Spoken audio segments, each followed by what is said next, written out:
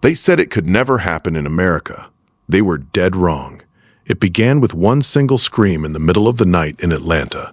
A woman exploded out of her apartment building covered in blood, her eyes completely white and empty. Before the neighbors could even understand what they were seeing, she jumped on the first person she found and tore into his neck with her teeth. Blood sprayed everywhere. Within minutes, the whole street turned into pure chaos. People were running and screaming in every direction.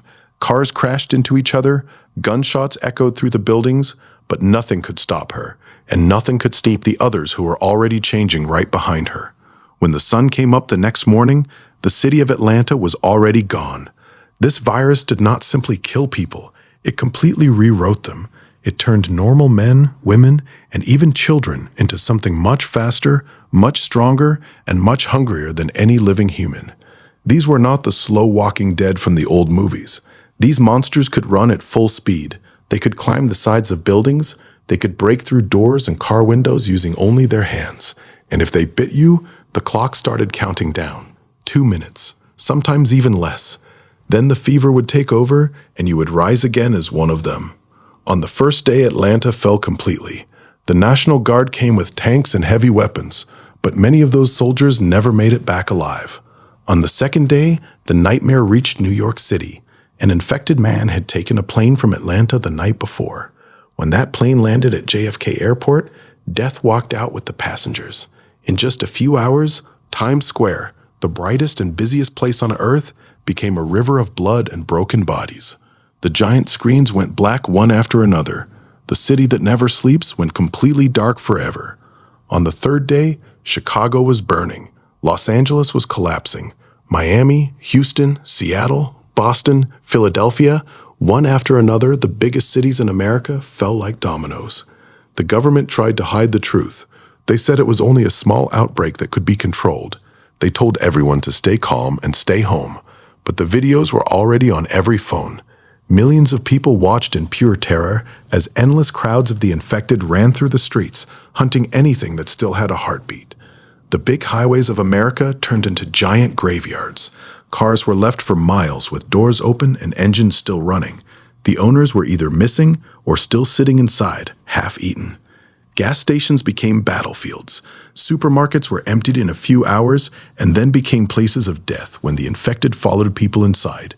In the end, the military made a terrible choice. They started bombing their own cities from the sky. Whole neighborhoods disappeared in fire and smoke, but it did not help. For every infected they killed, many more appeared. The virus was no longer spreading only by bites. It was in the air of the big cities. It was in the water. It was in the blood of the dying.